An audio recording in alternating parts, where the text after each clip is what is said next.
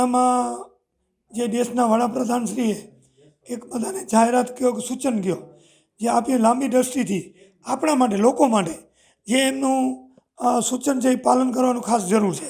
એક તો અત્યારે નવી ગાડી કોઈ ખરીદીએ નહીં આપણે કારણ વગર જરૂરત વગર.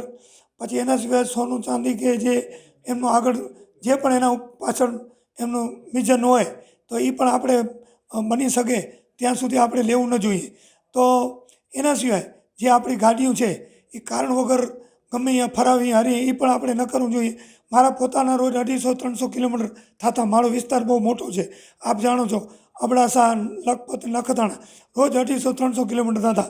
અત્યારે જેમ સાહેબનું સૂચન આવ્યું પછી રોજ મારી 100-125 કિલોમીટર જરૂર હોય તો જ હું જાઉં છું. તો ખરેખર એ બધાને અમલવારી કરવી જોઈએ અને કારણ વગરનું આપણે સંગ્રહ પણ ડીઝલનો ન કરવો જોઈએ જેનાથી બીજા લોકોને પણ તકલીફ ન પડે.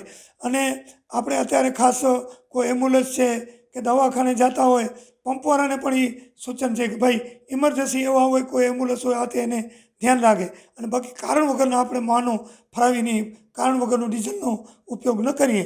એ દેશના વડાપ્રધાનશ્રીનું જે સૂચન છે એની પૂરેપૂરી આપણે અમલવારી કરવી જોઈએ. આપણા માટે પણ એ સારું છે.